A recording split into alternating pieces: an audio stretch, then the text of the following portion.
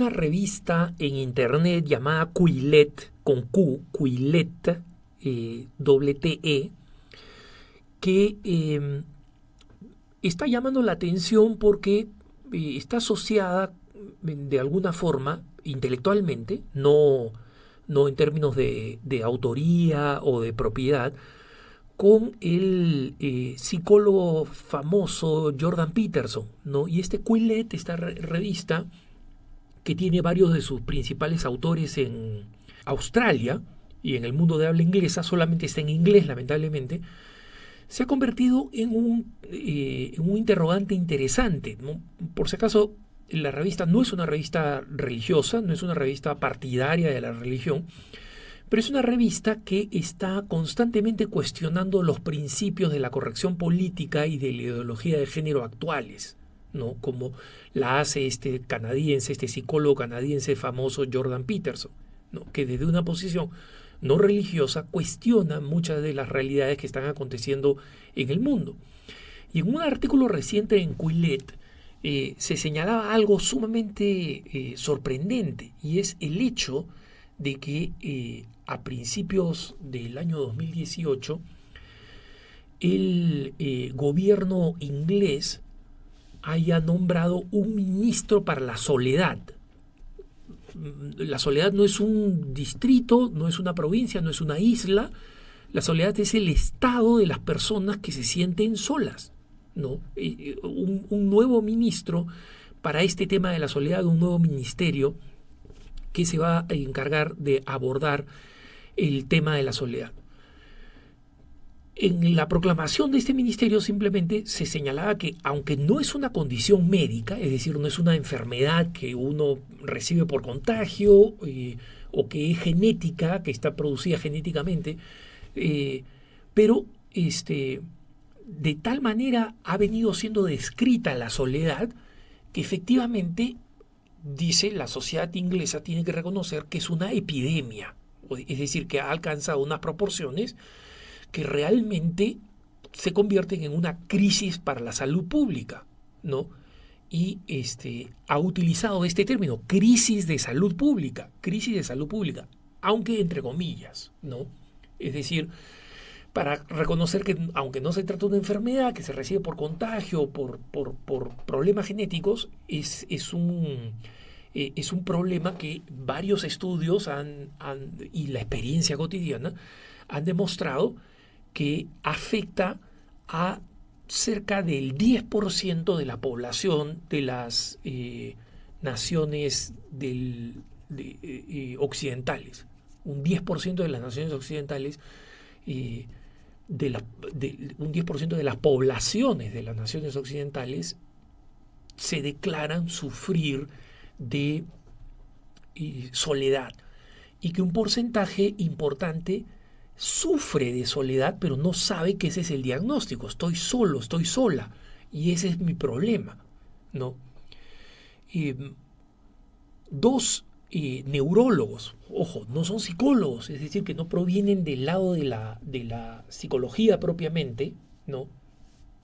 Sino específicamente del funcionamiento neurológico, del funcionamiento celular del cerebro.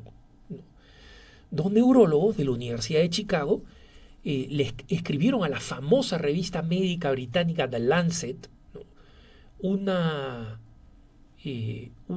serie de cuestionamientos a sus lectores, hablando precisamente de este problema de la soledad. Y decía: imaginen una condición que hace a la persona irritable, depresiva, centrada en sí misma, y que está asociada con el crecimiento del 26% en el riesgo de mortalidad prematura. Repito, que está asociada con el crecimiento del 26%, es decir, de un cuarto, en el crecimiento de los riesgos de muerte prematura. Bueno, esto es lo que estos dos neurólogos de la Universidad de Chicago escriben a The Lancet, ¿no? Y acá viene lo interesante, hermanos, porque es algo que nos sirve para ver si algo de eso pasa con nosotros o pasa con personas que queremos y que conocemos. Porque estos dos neurólogos dicen lo siguiente. Ojo, esta condición de la soledad, que siempre ha existido y siempre ha tenido estos efectos negativos, vemos que hoy en día no afecta solamente a aquellas personas que tienen pocas habilidades sociales, ¿no?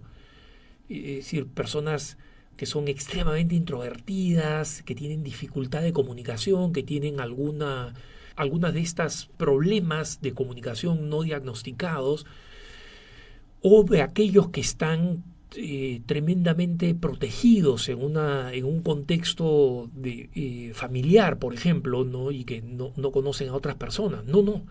Esto está afectando a personas que están acompañadas de otras personas. Es decir, la soledad no significa necesariamente estar solos.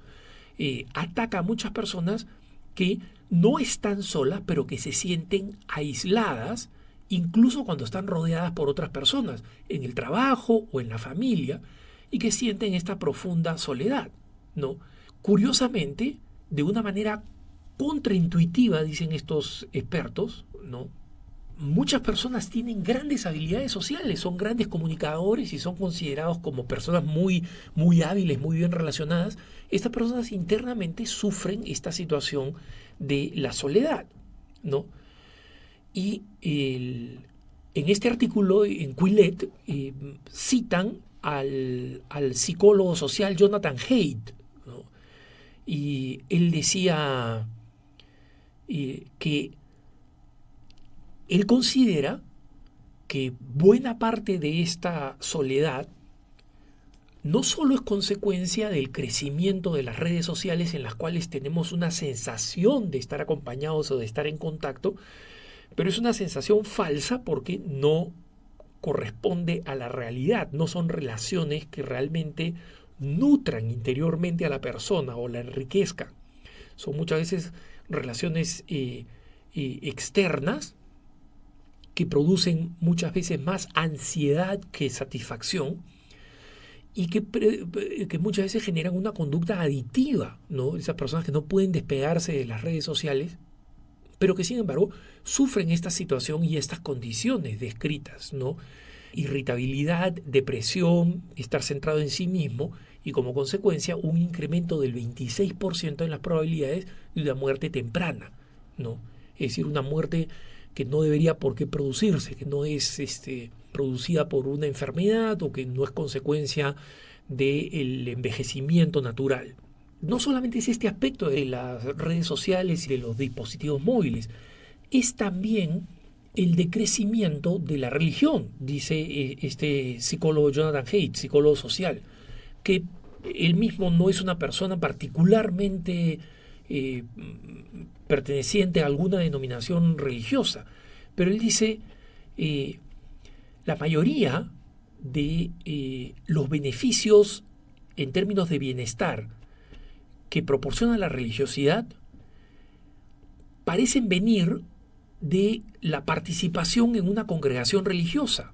Es decir, que esto es interesante porque es evidente ya desde la época del sociólogo Durkheim, ¿no? Del psicólogo social Durkheim, es decir, estamos hablando del siglo XIX, ya se encontraba un índice de suicidio mucho menor entre las comunidades religiosas, ¿no? Entonces es importante reconocer este valor y reconocer cómo la religión tiene un potencial de transformación personal, de transformación social y de comunicación muy importante. Y por eso que quienes formamos parte de una comunidad católica, ¿no? Ya sea de una parroquia viva o de una organización religiosa viva, de una comunidad, de un movimiento, tienen un índice de satisfacción personal mucho mayor que las personas que no practican la religiosidad. Y en consecuencia, Haidt, este psicólogo social, dice, la religión puede ser verdadera o no. O sea, él lo mira desde la perspectiva no de una autoridad religiosa, sino explícitamente desde la perspectiva de una persona psicóloga social. Dice, la religión tiene este valor añadido, ¿no?